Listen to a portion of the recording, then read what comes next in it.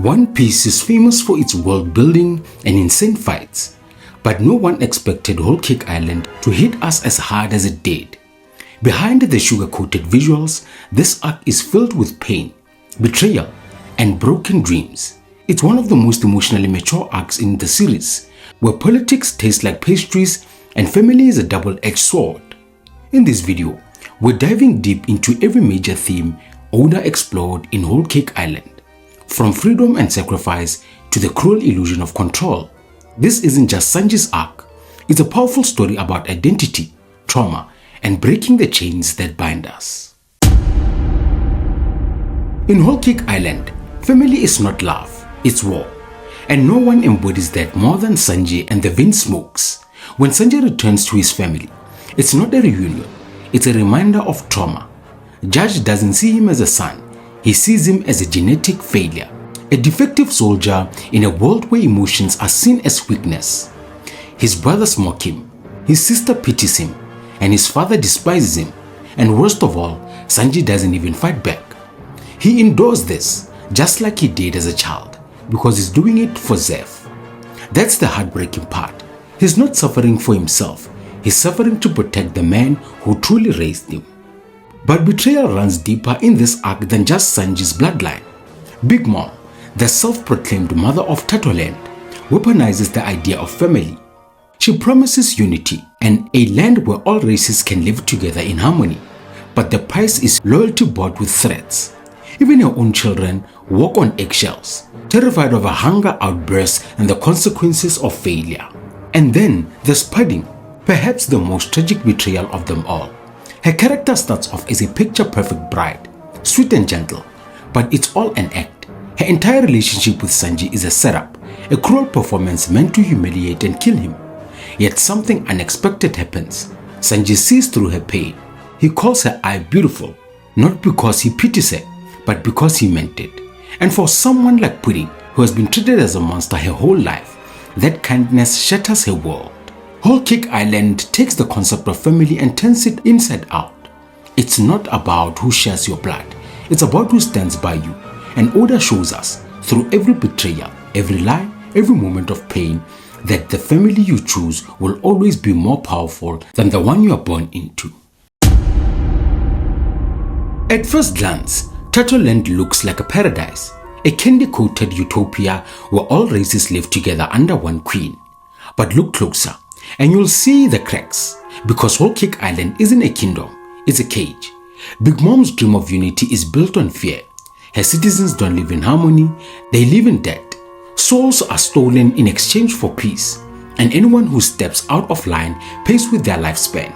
It's not coexistence, it's control, and it's enforced with the precision of a dictator who smiles while she crushes you. Now contrast that with Sanji, who's always represented freedom.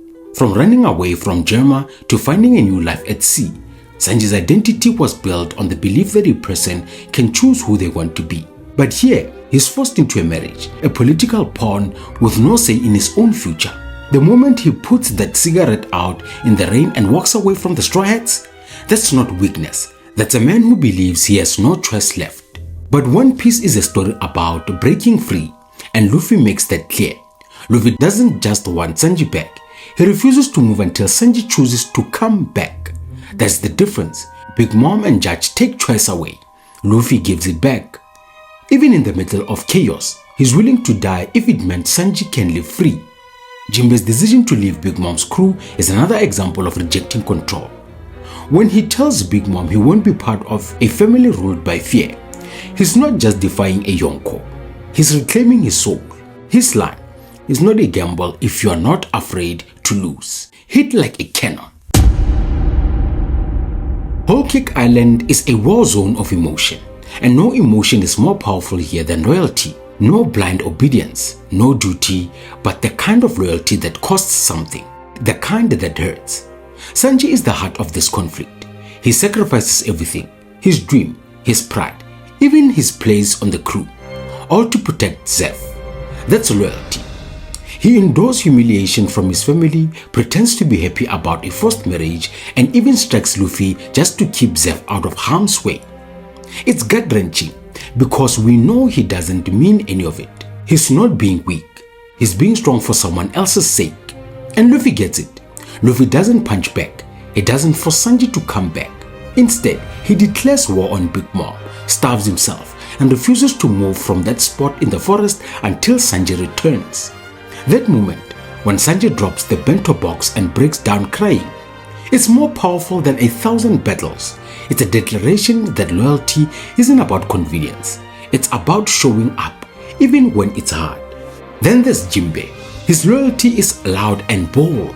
When he refuses to spin the wheel of punishment and leaves Big Mom's crew, it's not about bravery. It's about a statement of allegiance.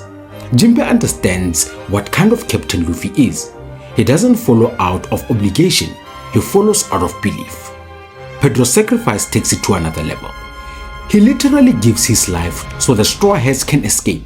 Why? Because he sees them as the hope for the future, the one who will bring the world its long-awaited dawn. His loyalty is generational and is one of the quietest yet most heroic deaths in the series. This arc is the most deceptive place in the world of One Piece. It looks like a dream, living gingerbread houses, candy forests, talking animals, and rainbow-colored skies. But beneath the forest lies a nightmare, and Oda wants us to feel that contrast every step that the crew takes. This arc is all about appearance.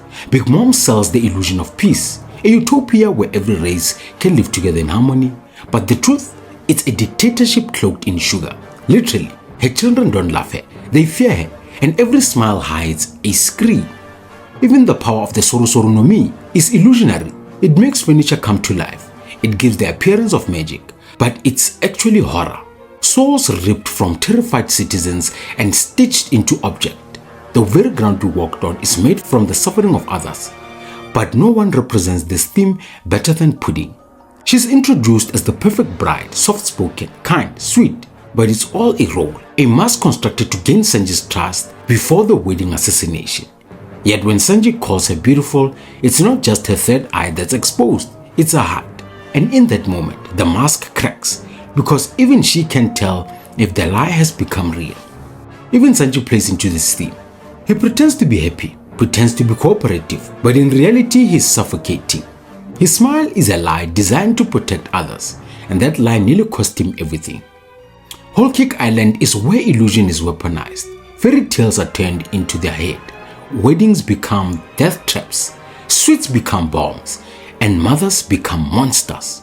Oda reminds us that the prettiest places can hold the darkest secrets, and sometimes the most dangerous lies are the ones we tell ourselves. In this arc, food is everywhere, but it's not just decoration. It's not just style. In this arc, food becomes a weapon, a metaphor, a symbol for love, control, peace, and destruction, all at once. Big Mom's obsession with sweets is more than a personality quirk. It's a symbol of hunger that can never be satisfied.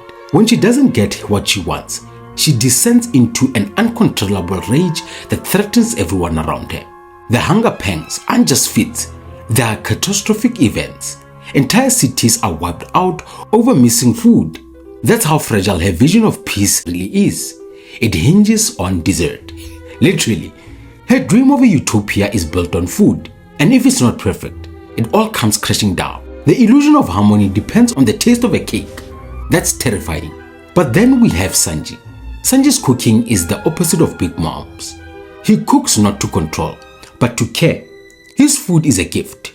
His cake isn't just a masterpiece, it's a message. Even as a hostage, even as a pawn, Sanji still pours love and respect into every ingredient. That cake doesn't count Big Mom. It saves everyone, and he doesn't even take credit for it. Sanji's food represents healing, comfort, humility. It's what separates him from the Vinsmokes, their engineered strength in a lab. And food as a symbol goes deeper. Pedro's apple ball, the poisoned wedding cake, the tea party filled with fake smiles and real threats. Every bite taken in this arc comes with consequences. Even the flashback of Sanji as a child, starving in the dungeon, given moldy bread, hits harder in this context.